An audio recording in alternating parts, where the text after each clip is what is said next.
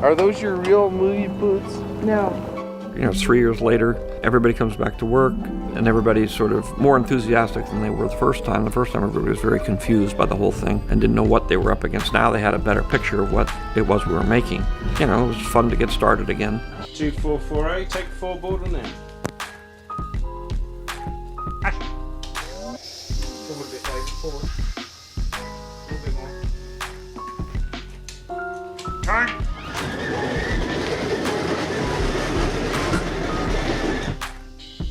Our ships have sighted the Millennium Falcon, Lord. But it has entered an asteroid field and we cannot risk... Asteroids do not concern me, Admiral. I want that ship, not excuses. Cut. Come on.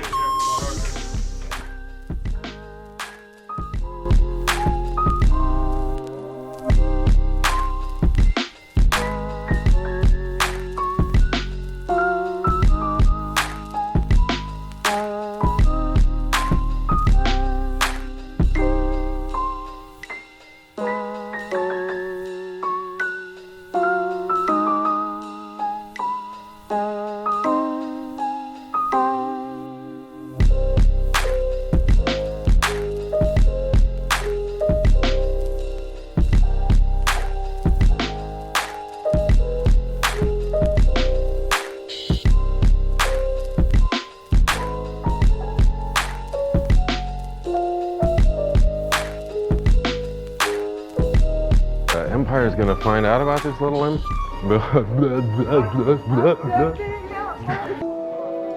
Action! This is a shot I wish they could have gotten one take. Or done with mirrors. Or something. Not that Des Webb, who played the Wampa, had it easy. Des is 7'4". He was trying to walk in snow on 2.5-foot stilts. With his mask on, he was 11 feet tall.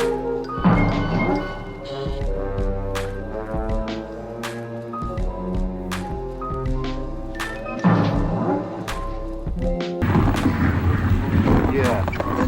Just assume the guy taking him out. Doing the Wampa stop. Yes. Well, Des, it's our big scene together. Are you dragging me by my arm or my leg? Leg. Oh, great. Your left leg.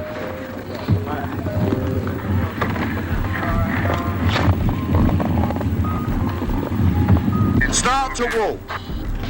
Which way? Anyway, just walk forward. If we could turn around to us slightly. Very fine, Des. Come on. Is the surface and being not able to see anything when I'm inside the head. Everything is just a complete nothing. Right now, someone get underneath. Right, keep it still. Right, everyone lift. Come on, everyone, give a hand. That's it. Same as before, really. Soft snow, find a little dip, and it's impossible to control exactly how you put your foot down with these boots. Still, we should overcome.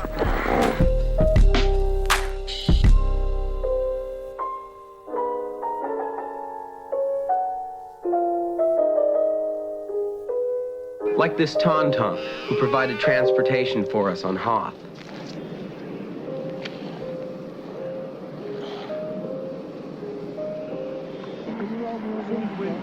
The only trouble with mythical creatures is that they're mythical. You can't go out and rent one at a zoo. You have to create them. But in creating them, you also create problems. As you can see, my life-size Tauntaun can't move. It has sawhorses where her legs should be. On location in Norway, Irvin Kershner, the director, had to shoot live action very carefully so it could be integrated with special effects material shot later. You all right? Yeah, fine.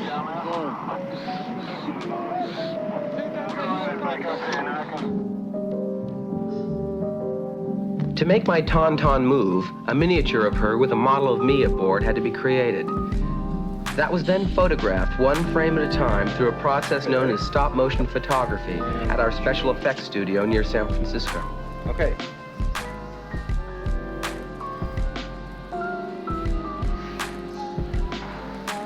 Shooting. It takes Dennis Muren and Phil Tippett an hour just to make 1 second of stop-motion film. The adjustments between frames of all the tiny moving parts are minuscule, but projected at the proper speed, 24 frames per second. These individual movements will flow seamlessly together.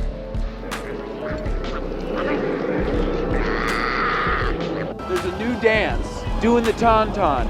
3 steps like this, and then fall over. How can they laugh in this weather?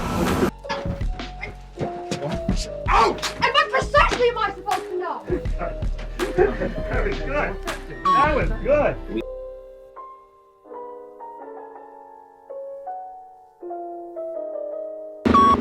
I like it here. I like it. Snowcats? No, I'm only up here to irritate the crew. Jerry was very funny and kept everybody entertained. Yeah, great. He was able to boss those guys around without looking silly. You're talking to them, you're talking to the others as you're walking around. Okay. A large transport from the That came through, and that was the important part of her character, was the fact that she was the boss, and she was also shorter than everybody else. But she handled that great. Imagine when I read the script, body parts are hurled against a wall, and they were 3PO's body parts. Kind of whiffle through the next few pages to find out what happened, because I thought, am I out of a job? And there, of course, you have Chewbacca putting 3PO back. Do you want me to look at R2 in this? You're looking there occasionally, but mostly around here. Putting the head on backwards, that was totally weird. Action! Climactic battle scene shot on location in Norway. We used a mountain rescue team as rebel soldiers. Started now. Yeah. The attackers are coming from over there, and you're shooting at them. There's explosions going on all around you. Okay? So go down the trench, and I'll come and give you some. Assistant Director Bill Wesley was not always certain he was getting through to his Norwegian troops. Make the bloody thing work, yeah? Bang! That sort of thing, okay? Good lad, it's you. This thing has got a bit of a kick to it, I would think. So, it's gone. You know, that type of thing, yeah? The Empire is coming from that direction, which are 40-foot giants. You can't see them if we map them on. Here we go then. Action! Explosion 1. Flood 1, David. 2 if you can. 3. Explosion 3. 4. These 40-foot snow walkers we were trying to imagine back in Norway were actually models which can be carried in the palm of your hand. They were filmed against background paintings and snowscapes months later. The models came in several sizes to match the scale of different live-action shots. The artificial snow is made out of baking soda and microscopic glass bubbles. It took 9 months to design and build these models. Dennis Muren does the stop-motion photography. The animator is John Bird.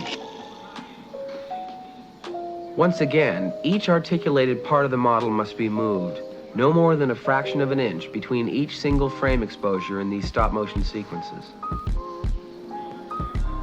The animators shot motion studies of animals in order to perfect the movements of their models.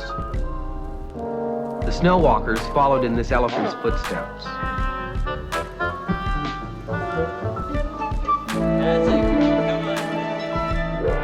Because the live-action footage was finished before most of the special effects were completed, animated sketches, animatics, of the finished sequence were made. They served as moving blueprints for the film editor and the effects people. Orchestration, an artful blending of all the elements in a sequence, is everything in a film like Empire.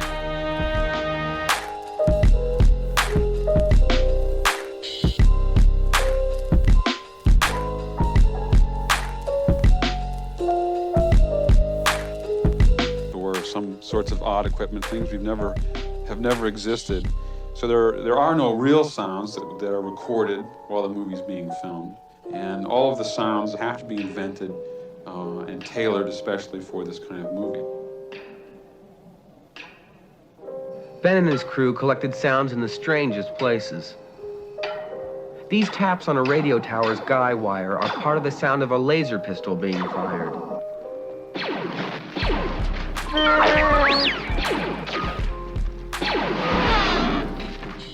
The shearing machine used to cut sheet metal is part of the sound of a snow walker's footstep. A parking meter contributes to the cocking of a laser pistol. Here, Ben Bird is enhancing the whoosh of a laser sword as it cuts through the air.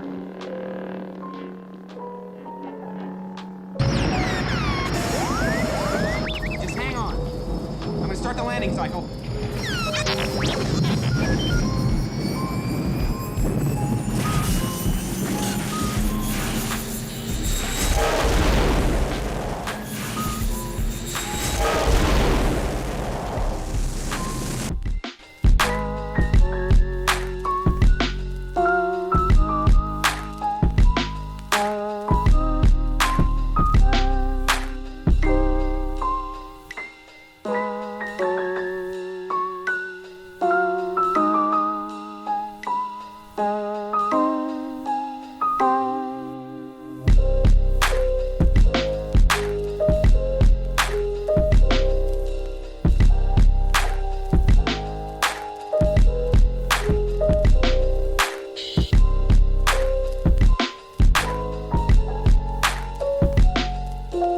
To shoot the Yoda puppet moving, the set had to be built about 5 feet above the floor of the stage. And we would put holes or ridges where it would stand on top of it and he could move it along in a certain direction. So it had to be predetermined. On top of the stage were trees, rocks, caves, everything. Now, they couldn't hear above, and Mark couldn't hear Frank Oz. How do you do a scene? You can't hear each other. I give Mark a lot of credit for this. Rehearsing it many times, and it was timed so that we could fit the words in later.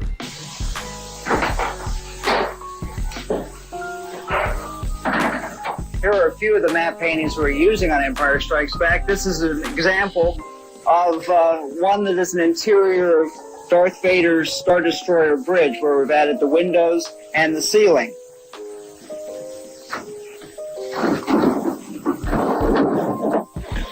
And this is the interior of the ice cave.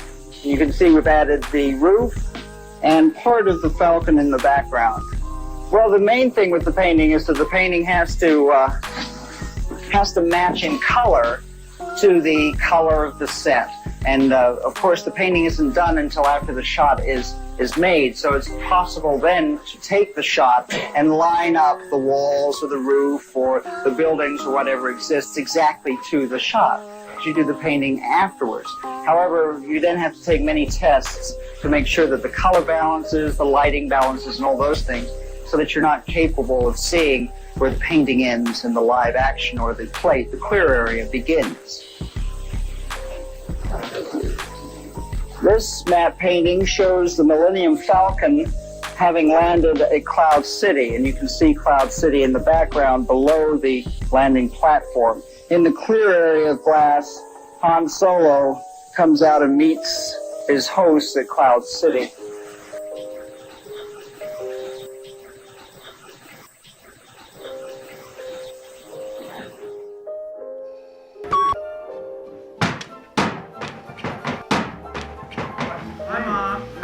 This was the most physically taxing of all the films because of the lightsaber duels. Every time I wasn't shooting, I was rehearsing. I can't talk now, I'm out of breath. Something that took weeks and weeks to shoot, even though it only lasts a few minutes on film. So it taxed me to the limit.